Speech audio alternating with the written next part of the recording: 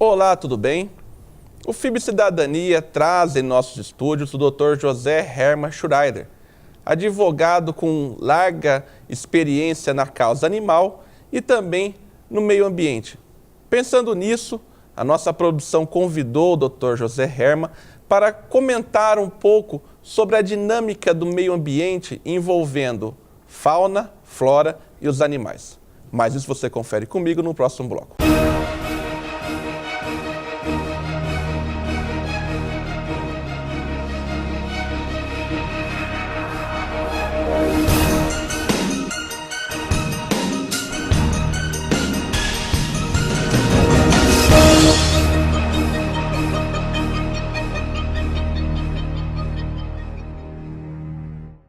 Estamos de volta com o FIB Cidadania, ao meu lado o Dr. José Hermann Schreider, advogado atuante na área do direito ambiental, que vai compartilhar o seu saber comentando as diferenças envolvendo o direito animal, a fauna e a flora. Doutor, obrigado por aceitar nosso convite, é o primeiro de muitos.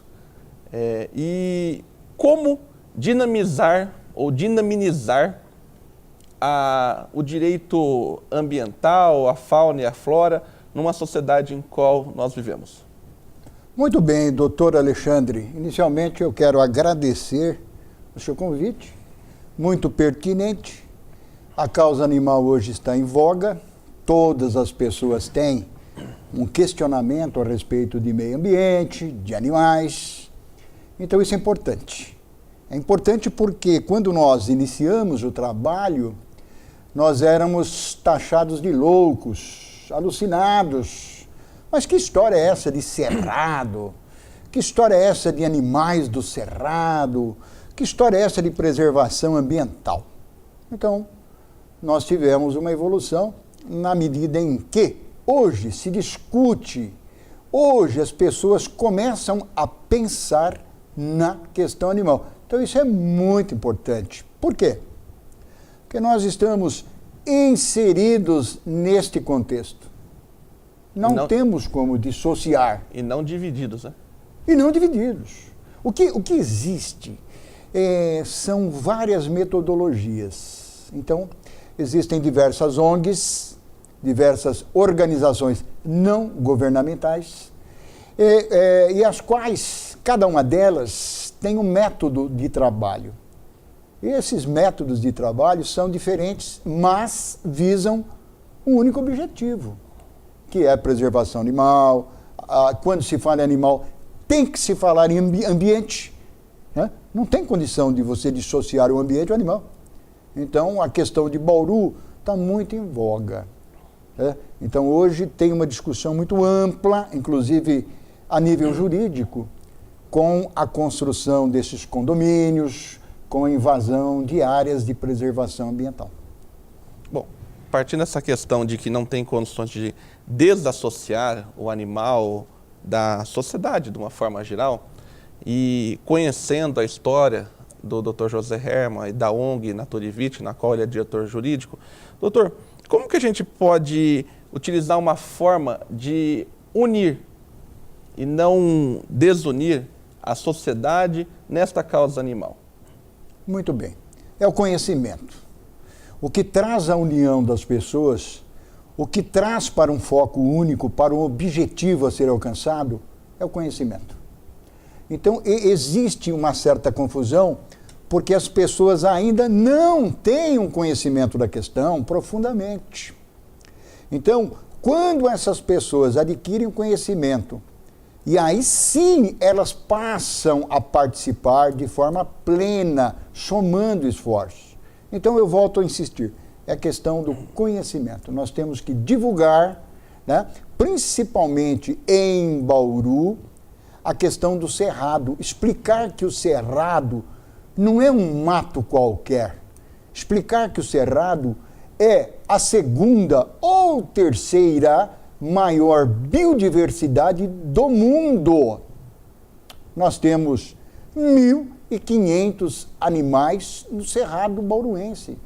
Nós temos mais de 500 tipos de abelhas e vespas no Cerrado Bauruense. Se não tiver abelha, não tem polinização. Não tem vida. Não tem, então como não tem vida, não tem polinização. Por isso que eu digo que uma coisa está ligada na outra. Aquele filme, né, o B-Movie, que mostra realmente o que acontece com a sociedade sem abelha. Sensacional. É algo que pode acontecer na nossa sociedade? Ou é algo assim, apenas de uma animação de cinema? Não é animação, é algo que já ocorre.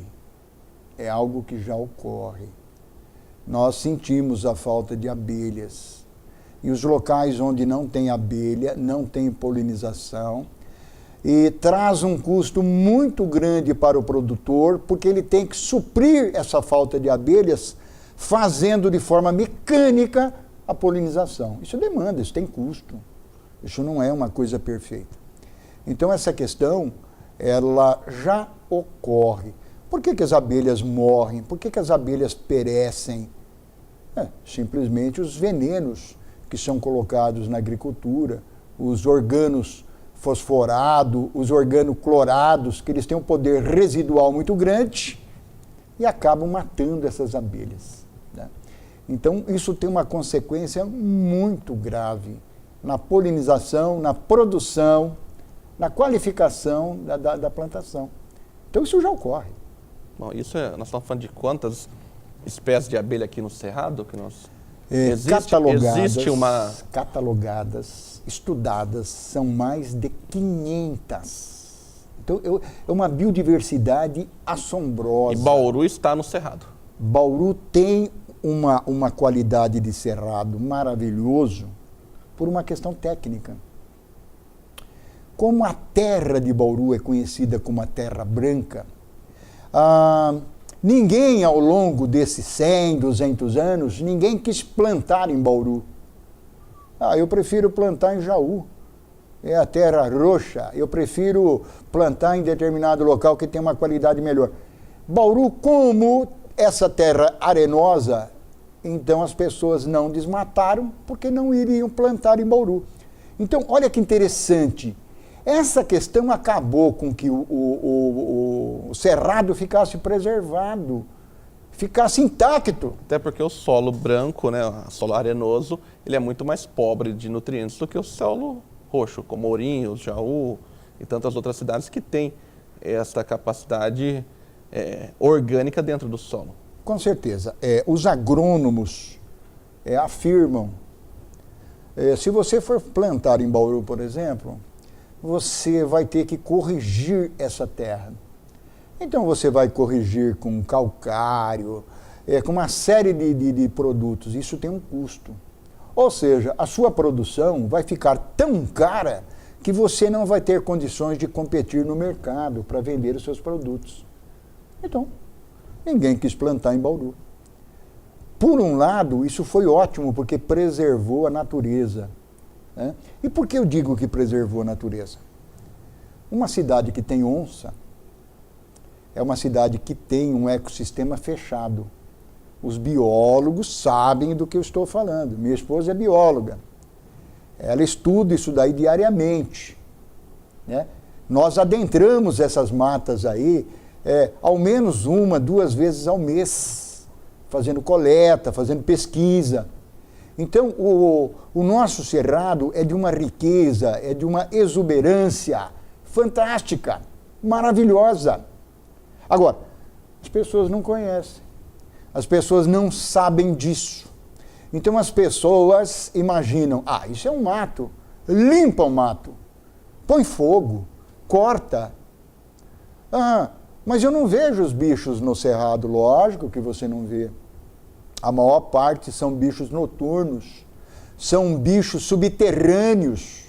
Nós temos aqui, da família dos tatus, uma média de 20 a 30 espécies. O tatu está embaixo da terra. Esses animais, eles se preservam, então eles se escondem, eles são ariscos. Você não está no zoológico, mas os animais estão aí. E nós, adentrando as matas que circundam a cidade de Bauru, já nos deparamos com onça parda, já nos deparamos com coatis, Já nos deparamos com uma série de cobras, sabe, que a gente nunca imaginava que existissem nessa região de Bauru.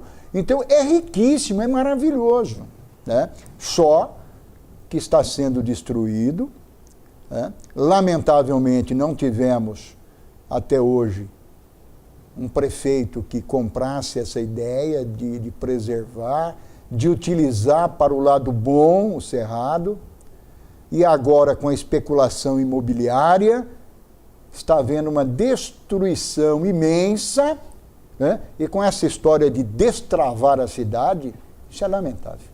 Doutor, você citou a questão de cobras. E é um animal que causa susto, pelo fato até da questão de ser meio peçonhento, né? Que é a situação dela. Mantendo essa linha de animal peçonhento, nós temos encontrado muitos escorpiões em Bauru. Como que a ONG tem agido? Ou é normal isso? Ou é porque nós temos muitas baratas? Porque o que está fazendo a quantidade de escorpiões sair do seu habitat normal e ir para dentro das casas?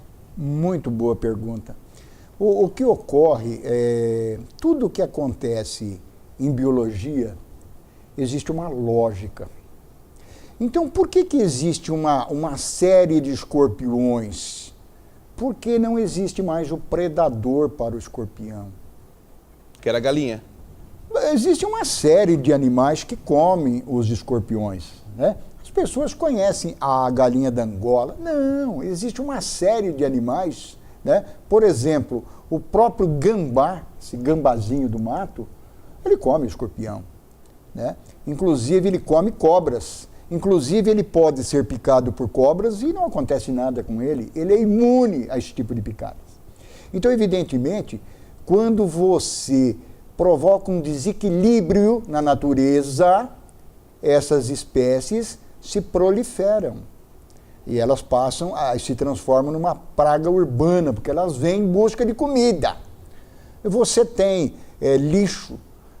Bauru não tem controle de lixo. Bauru não tem controle de esgoto. Bauru não tem controle. Lamentavelmente não tem controle. Aí dá barata. E aí vem a barata, e vem o escorpião, e aí vem o rato, aí vem a leptospirose. É toda uma sequência de problemas que vem em cadeia. Então, o problema é as onças. Quando você tem uma onça, significa que você tem um ecossistema fechado e perfeito. Essa onça consegue se manter naquele ecossistema. Tem água, comida e abrigo. Água, comida, abrigo e controle biológico. Eles desmataram uma área imensa ao lado de Bauru e essas onças não tinham mais ambiente. Uma delas acabou entrando nas Nações Unidas. Foi pega no Parque Vitória Régia. Numa árvore. Numa árvore. Ou seja, estava procurando um habitat, seria isso? É pânico, desespero. E ela foi pesada. Ela pesava 17 quilos. Menos que um cachorro de rua. Menos que um cachorro abandonado. Ou seja, ela estava famélica. Ela estava num estado de desnutrição, de fome. Por isso, no desespero, ela adentra a cidade. Por quê? Porque ela tinha um ecossistema perfeito, foi destruído criminosamente para se fazer um condomínio. O que nós louvamos é que realmente o Ministério Público Federal, atuante, Ministério Público Federal, atuante, deu uma resposta realmente de altíssimo nível, bloqueou esse loteamento, está processando todos os causadores, bloqueou valores para a reposição, né, desse ambiente que terá que ser reconstruído, inclusive nascentes de rio terão que ser destampadas, né? Você imagina o absurdo do crime ambiental de você concretar uma nascente de um rio. Então, se a gente for analisar aqui, falar aqui os crimes, é realmente terrível, sabe? É uma coisa realmente dramática. Mas o Ministério Público Federal, a Justiça Federal, está dando um banho, realmente está demonstrando uma capacidade imensa e nós teremos uma resposta à altura. Aproveitar e dar os parabéns para todo o corpo judiciário que honra a investidura, né? Como que tenha sido feita a atuação da ONG ou do poder público em relação a esses pequenos bichos? Correto.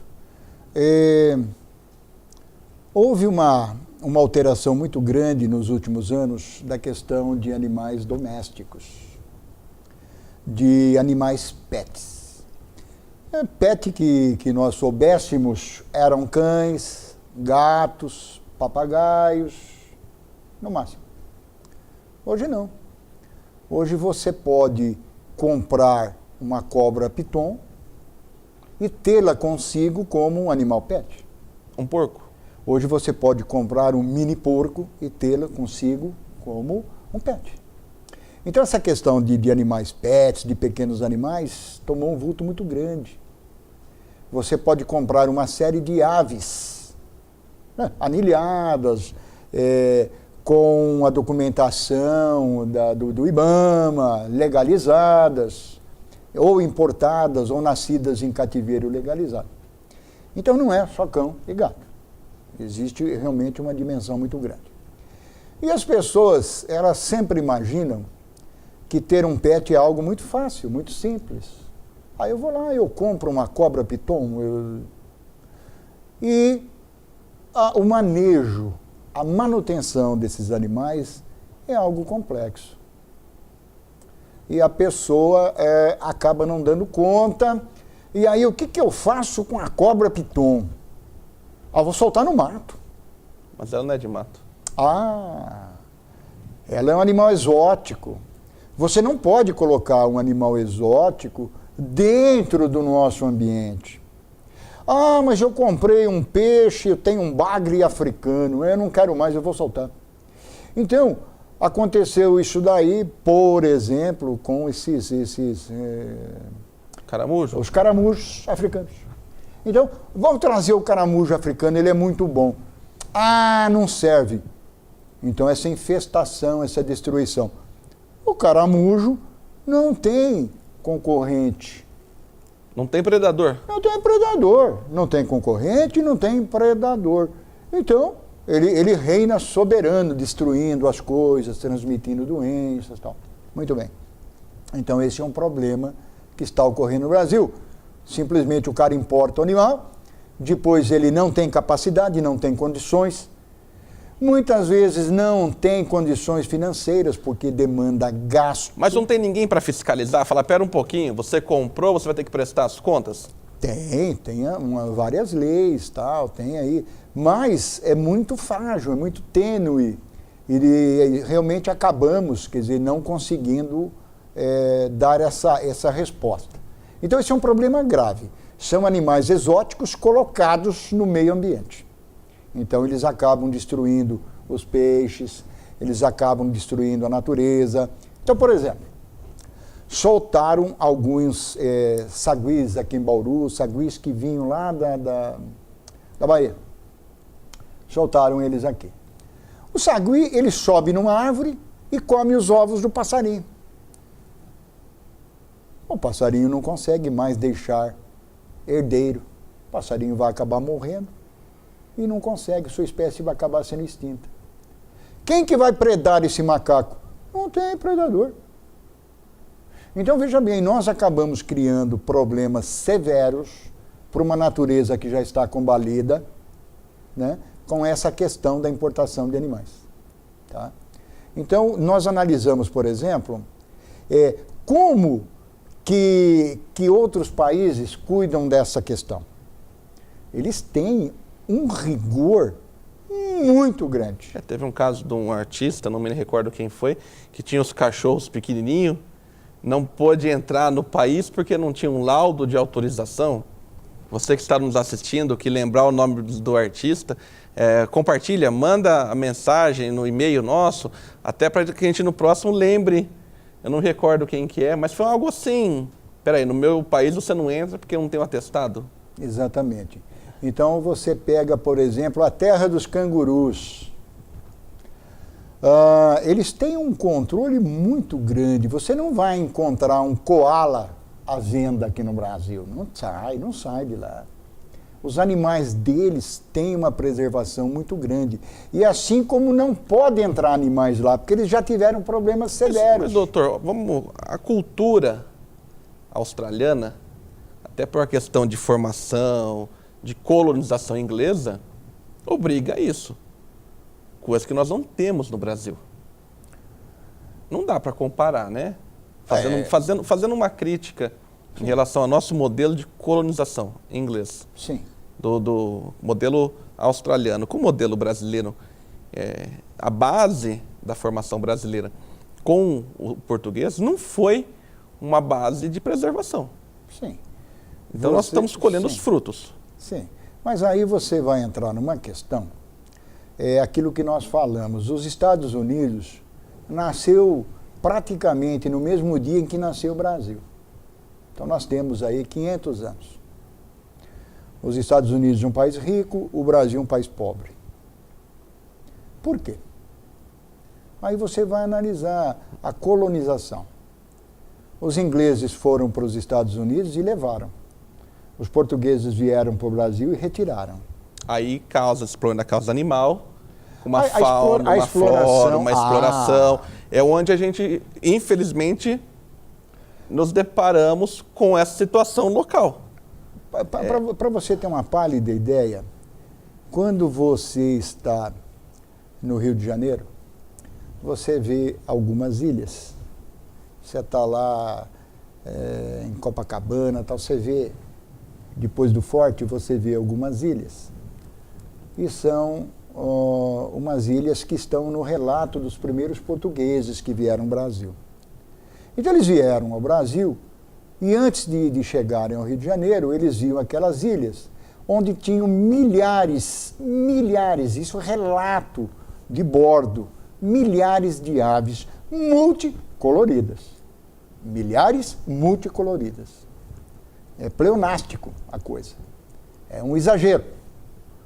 Então eles nunca tinham visto tantas aves, tanta maravilha. E eles deram a essas ilhas o nome de Ilhas Cagadas. Porque todas as aves, elas defecam, tem muito cálcio, fica branco. Então a ilha era praticamente branca de tanta ave que tinha. Mas eles não viam o lado bom, eles viam o lado mal.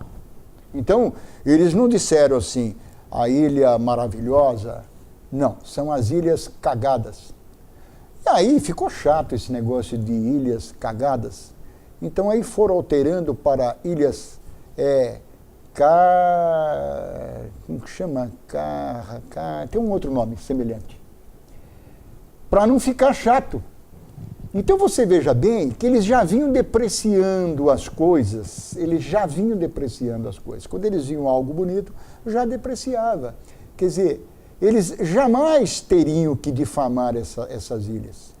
Eles teriam que dar algo de positivo. Que preservar, né? Chegando aqui, o que eles fazem? Vamos pegar o pau-brasil, o ouro, vamos pegar o ouro, vamos escravizar os índios, vamos trazer os negros. Quer dizer, exploração. Quer dizer, imagine a natureza nesse contexto.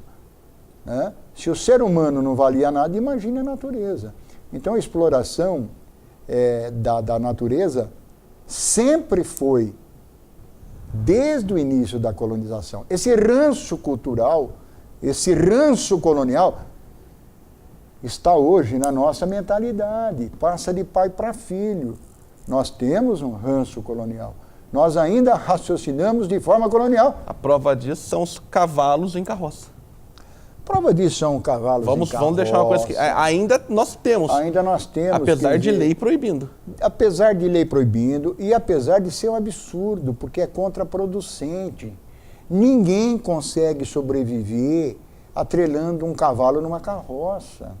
É praticamente impossível. O gasto para manter um cavalo é muito alto. Aí fica a prova da cultura. Enquanto o inglês tinha máquina, o Brasil tinha boi. Sim, era mão de obra. Então, se a gente fazer esse comparativo, nós podemos ter que há 200 anos, 300 anos, a realidade era muito diferente. E é difícil mudar essa cultura, doutor. Eu lembrei da ilha. Ilhas... esqueci. Fugiu de novo. Tá vendo? Tá vendo? Você me deixa esquecer. É um negócio tão absurdo. Agora, a questão colonial, ela está imbuída na nossa mente. Nós hoje raciocinamos como colônia. Vem aquela história do cachorro vira-lata, né? Nós temos, assim, uma mentalidade de cachorro vira-lata. E é uma verdade. O nosso raciocínio, nós temos que quebrar esse paradigma. Nós temos que mudar esse paradigma. Nós temos que passar a respeitar a natureza. Nós temos uma natureza privilegiada. Nós temos uma natureza abençoada, maravilhosa. Né? A maior parte dos animais está no Brasil. Está na floresta amazônica. A melhor água? A melhor água do mundo. O rio Amazonas é formado da melhor água do mundo. Por quê? A melhor cerveja do mundo, vamos fazer propaganda agora, é da Bolívia, a Pacenha. E ela usa água do degelo dos Andes. A água do degelo dos Andes dá início ao rio Amazonas. É considerado a água mais pura do mundo, do universo. E essa água dá formação do rio Amazonas. O rio Amazonas é absolutamente riquíssimo. Não há comparação no mundo. É só ver a quantidade de espécies de peixe que a gente tem lá que vai falar, alguma coisa está muito certa.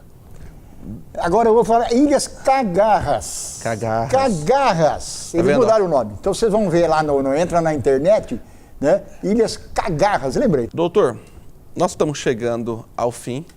Eu sempre falo que tudo que é bom dura pouco e você vai ter que voltar aqui para a gente continuar.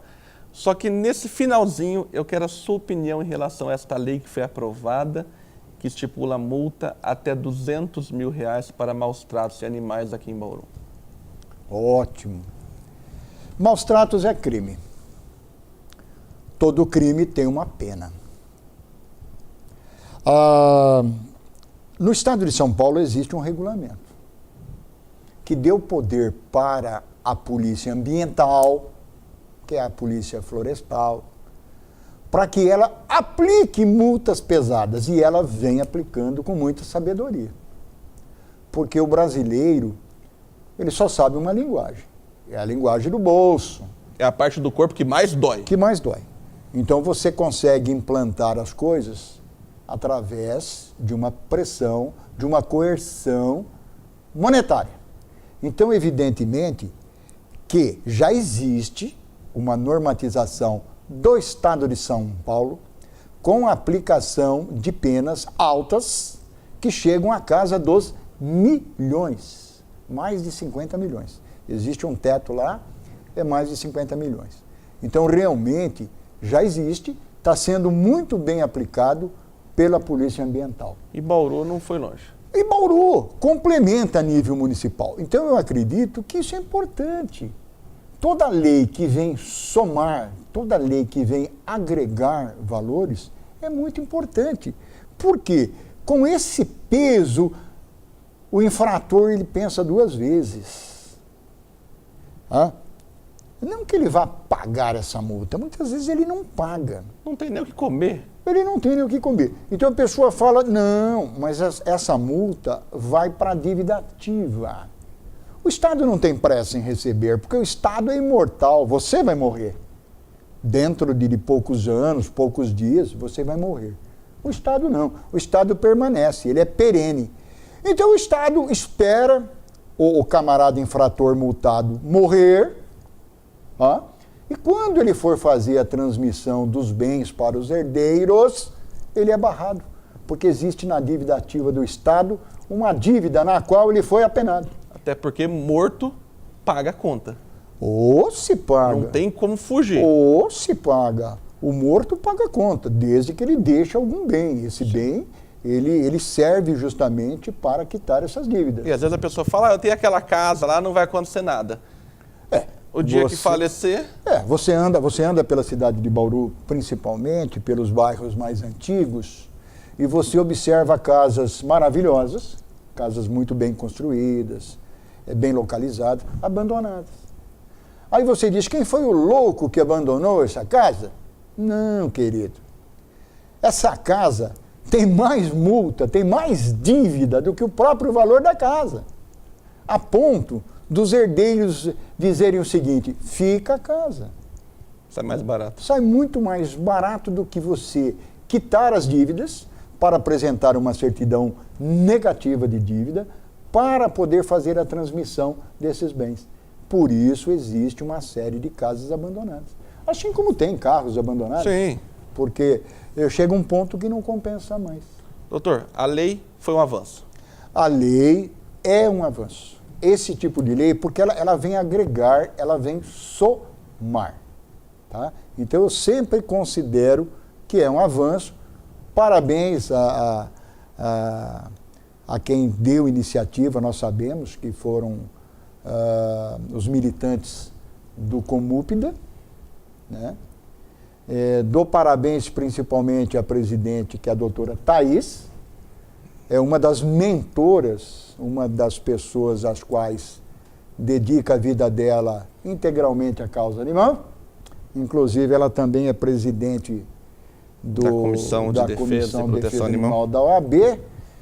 E não sei mais o que ela vai ser candidata. Daqui a pouco candidata a presidente do Brasil. Né? Mas dar um abraço para a doutora Thaís, fazer o convite. Ela está devendo aqui uma visita para contar um pouco da causa. Fazer um bate-papo, doutor Herman, doutora Thaís, Fátima Schurardi. Podemos discutir o rodeio em Bauru. Olha que programa bacana. Sensacional. Vamos fazer uma meia mesa, porque mesa aqui não dá para a gente colocar mesa redonda, vamos um semicírculo e vamos discutir os rodeios. O rodeio é apaixonante. Principalmente nós que gostamos de coisa antiga, então a gente vai nos países desenvolvidos e compartilha. Saber como que era esse rodeio antigamente e tal. Né? Fica legal. Fica muito então, bacana. Thaís, Fátima e o Dr. Herman já está convidado a gente fazer um semicírculo aqui de discussão sobre o rodeio em Bauru. Doutor, nosso tempo chegou ao fim. E sinta-se já convidado para a gente fazer esse debate discutindo o rodeio. Convidar também um representante das companhias de rodeio para trazer opinião, é legal. Certeza. Então, olha, você que faz parte de alguma companhia, que queira participar, nós temos várias, não vou nominar uma para não ser injusto, então mande o e-mail para tvfib@fibbauru.br falando, olha, eu assisti, o meu amigo assistiu, eu quero participar, porque nós precisamos trazer o debate à população. Doutor, muito obrigado. E para você que é sinônimo de prestígio, inteligência e atualização, continue com a gente, compartilhando e assistindo nossos vídeos no canal da TV FIB do Facebook, do YouTube e no canal universitário através da TV FIB. E até a próxima.